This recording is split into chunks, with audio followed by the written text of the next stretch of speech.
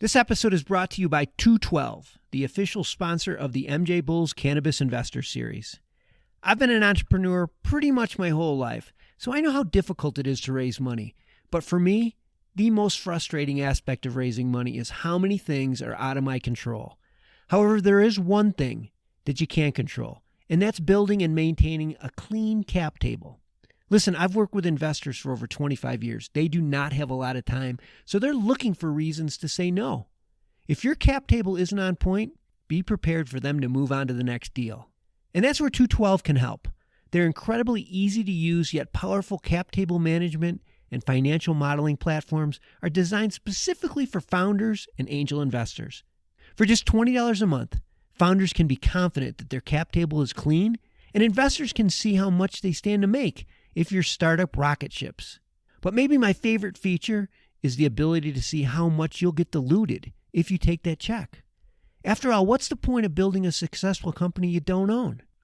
If you're a founder or an investor, you owe it to yourself to check out TWO12's website at TWO12.co. That's TWO12.co.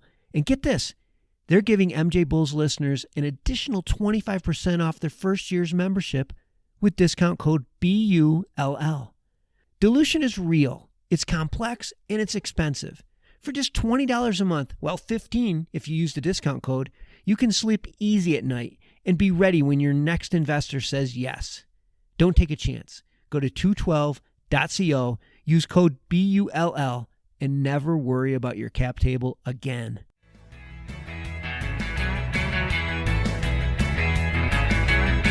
I was a backup quarterback my whole career. I never started college or the NFL. And so you learn servant leadership and how to lead from the sideline. It actually was great practice for being an investor because you're not on the field. Your founders, your operators are, and you're trying to help call in plays and get to the locker room and make sense of things. I think it was always in my energy and my spirit personally to learn how to serve as a partner. And so that was good for us. But in general, that's how we came into the industry. And today it's now even more relevant. From the PodConX studios, high in the Rockies at the beautiful Beaver Creek Resort, it's the Raising Cannabis Capital Show. Today on MJ Bulls, we are continuing this year's TWO12 Cannabis Investor Series with an old friend, Matt Nordgren, the founder and managing partner of Arcadian Capital. Matt, welcome back to the show. Thank you, Dan. Always good to be with you. What a year it's been. Glad to be sitting back here and let's try to make sense of some of this. Oh my gosh. Yeah, it's been a crazy 12 months and I'm glad you're back. What would a Cannabis Investor Series be without you? This is our fourth annual and you've been here every year. One thing from one of the previous times we spoke that's always stuck in my mind was that you said when you first started, you reverse engineered the cannabis risk factors to figure out the least risky way to invest in the industry. Maybe you can elaborate a little bit more to get things started on that. Yeah, it's a core principle of ours at Arcadian is to think about particular assets in this space, different verticals, and think of them as compared to businesses that do the same thing, not in cannabis. Because ultimately, when institutionalization does happen, knowing how institutionals and major markets think, they want to understand value and multiples associated with things like revenue and EBITDA, of course. And so when you say reverse engineer, we think about that as, okay, if you're a CRM business or something like that, or you're a packaging and bottling business, we can go take our platforms and research and analysts and say, go find me every packaging company, every CRM company that has ever raised a B round. And I want to know what their EBITDA multiples were, what their values were.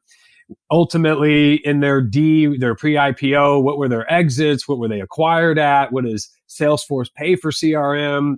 So forth. Yeah. And then what we want to be able to do is go into a conversation in this industry. We recognize that it's an emerging space and based on market share and growth, you should apply a premium valuation in many cases to the normal multiple, but we need to at least have founders that understand what they're doing and what the value would be for that business if it was not in this space.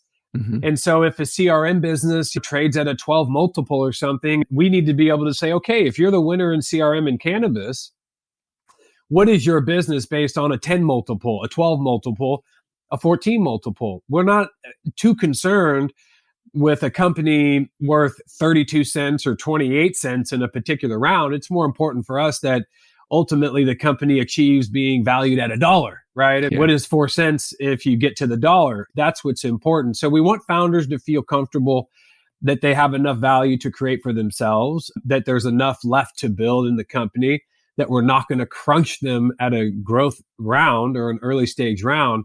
But ultimately, we can't allow founders to not use fair comparables with how real markets and real institutionals think about their type of business. Yeah, because it's cannabis, you just can't let just invest willy-nilly. You have to have some sort of benchmarks to work with. You've always said to me that cannabis and all the businesses in cannabis are sort of the high risk, high reward businesses. That's always been the foundation. Are you seeing that change, or is that still the case today? Well, I think every year there's less risk, certainly. Okay. But if you went to JP Morgan Private Wealth, or you sat with CalPERS pension endowment funds, anybody that's a sizable financial group is going to categorize this as a high risk, high return. It hasn't changed because it's a little bit less risk now every year. But in our minds, there are definitely riskier industries, but we also understand it very well. And so in your last question, it was about how do you present this and so that there's less risk than what they would normally perceive to convince major allocators to enter our space. And the way to do that in an emerging industry is to offer a hedged and diversified approach. Typically in an emerging industry, you hear the old theory that 20% of your companies become 80% of your return. And so in many ways, it's hard to imagine that in the early 90s, for sure, who was going to win the internet or tech run. It takes years with really substantial groups with lots of positions, working through a highly fragmented industry and putting things together so that it makes sense for an institutional. So I think that really is the way to reduce risk, is to work in a portfolio. And so we try to offer that, and so do the other great funds in this space. But on top of that, by making sure you align in properly valued situations, you think about compliance factors, you think about having independent board, trying to even do things like structure capital so that it comes in waves when you do a round. We try to let founders feel comfortable with maybe upsizing a round, but saying if you meet these metrics, you get to have the capital flow in versus giving it all to them at once. I mean, we're trying to do as many things as we can that doesn't take away from the business's ability to grow, but ultimately reduces the risk so that the narrative for these major capital providers, which have largely not entered this space yet, ultimately become convinced to allow capital to flow here in a way that we can get real resources to these founders who deserve them. Yeah, that makes a lot of sense. I have a theory about cannabis. I never really shared it with anybody, but I thought I'd float it with you and see if it makes sense for you. It's a team sport versus an individual sport. And I think early on in cannabis, it was really an individual sport. People just didn't want to talk because they couldn't talk about what they were doing. So they kind of went it on their own. And I'm seeing this transition right now where it's more of a team sport. There's a lot more people collaborating on ideas, including investors. And you're a pro football player. You've been on teams your whole life. Do you think this is the way it's going and more into a team sport? I do. It's a great theory. Dan, you talk to a lot of people, and so it'd be hard to argue with you if you feel that way, but we actually feel that way as well, and we always have. For me, you brought up football. I was a backup quarterback my whole career. I never started college or the NFL. And so you learn servant leadership and how to lead from the sideline. It actually was great practice for being an investor because you're not on the field. Your founders, your operators are, and you're trying to help call in plays and get to the locker room and make sense of things. I think it was always in my energy and my spirit personally to learn how to serve as a partner. And so that was good for us. But in general, that's how we came into the industry. And today it's now even more relevant because of the high fragmentation that exists in an emerging industry as it achieves institutionalization. So what is happening that's forcing that, Dan, is that there isn't anybody in this industry that's doing something that nobody else in the world has ever done. Yeah. Right? Let's just be, I guess some of the MSOs, no one's ever built cannabis at this level, but there are plenty of big, large Fortune 100 companies that do agriculture and manufacturing and brick and mortar retail and testing and I mean, it's just a different ingredient set. But ultimately, if you're data, software, HR, compliance, media, packaging, bottling, you're not going to get bigger than the Fortune 100s or 500s that offer those same lines of services to other industries. And so as you get closer to being a big fish, and many of our companies are over that 500 million valuation mark now, some over $1 billion. And so they're really becoming unicorn status or whatever they call it. But regardless, there's $1 trillion companies in this world now, right? Like Apple or something. You're not going to get there probably.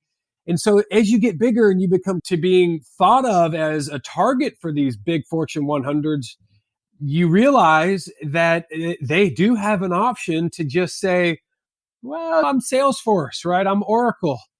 I pretty much can build technology. I know how to do CRM and inventory management at a very high level. Could I possibly in 6 months build a platform that's as good as anybody's in cannabis today? Well, it's hard to argue that they could probably do that. And so you have to think about the fact that we need to present a buy versus build mentality. And so as we get closer to this peak, these companies are realizing that this isn't just how big or great you are in cannabis. Like you said, in the early days, you were keeping everything close and you didn't want to tell anybody. You just wanted to be the best. Well, now you realize that you're never going to be the best in the world at CRM. It's just not going to happen if all you're doing is cannabis.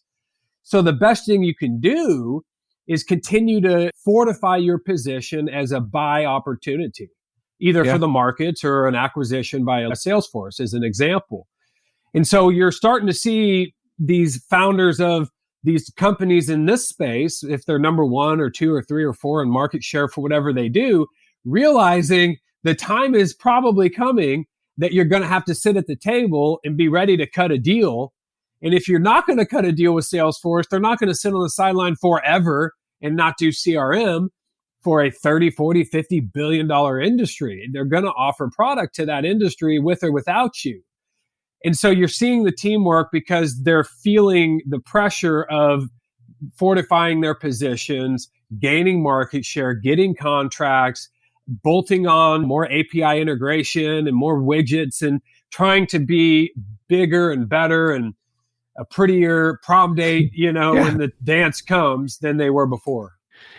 Is my theory. So I know it makes a lot of sense, but you just really solidified my belief on that one, is that whether I'm an investor and I try to do it on my own, it's not happening anymore. You need to work with a team like the people at Arcadian, or if I'm a cannabis company and I want to get to that next level, I need the expertise of guys like you that can say, hey, let me introduce you to this group. They're interested in possibly buying. I wouldn't even know who those people were, but you have that network. And that's what I talk about, the team. I love the idea of you being the backup quarterback. You're being a little bit humble there, but it is great that you have that training that you can enjoy somebody else's success. I think that's awesome. Well, you want your founders to feel like they're the star. You don't want to take that away from them. It is about them. It's about their company. They're on the field. Cameras are on them. The crowd's watching them. How can we get them in the best position to punch it in the end zone or something, right? Yeah.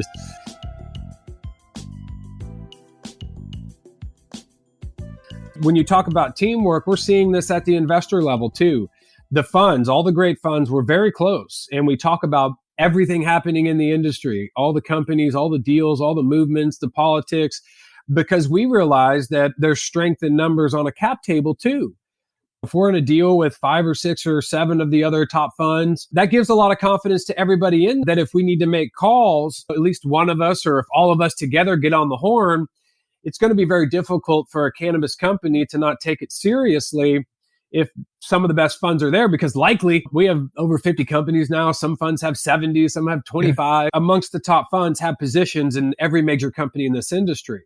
And we've been able to build respect and a reputation with them. So by having great funds on your cap table that are all friendly and working together, when situations arise, the likelihood that we can make an impact for the business is much greater if the investor funds are working together, along with the fact that the companies and founders are all working together. You can get there.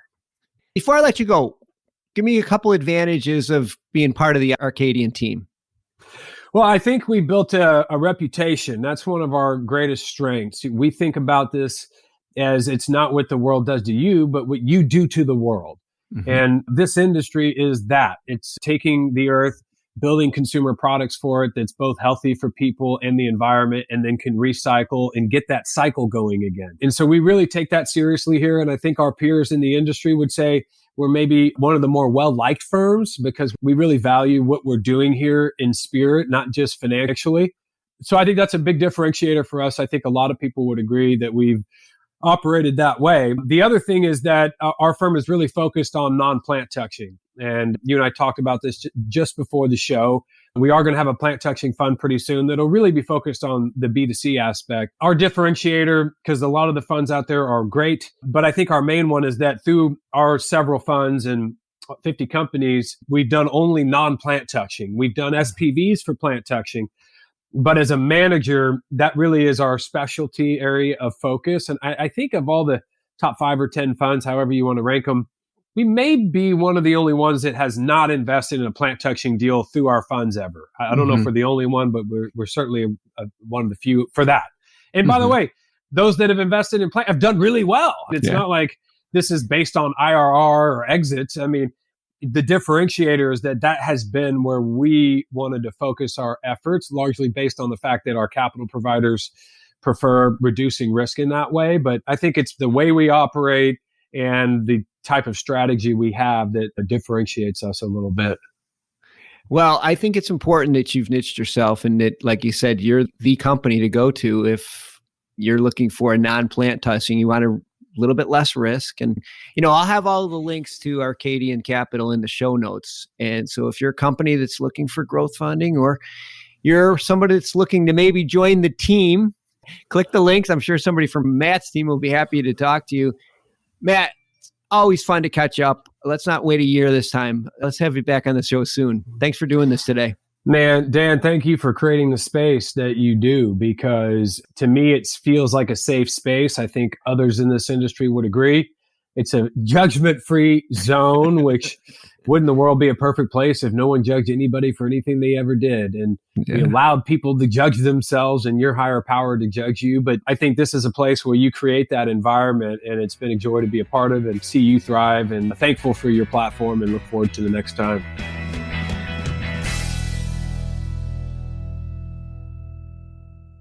If you're a cannabis retailer, THC, CPG brand, or cannabis investor, you won't want to miss MJ Unpacked on October 21st and 22nd in Las Vegas. This first ever cannabis CPG trade event is specifically designed to drive commerce and integrate access to capital. This is a rare opportunity to be part of an exclusive group of management level and above cannabis retail and brand executives and accredited investors. Go to mjunpackedregister.com to ensure you're at this premier event. And while you're there, get your tickets to the Blues Brothers concert.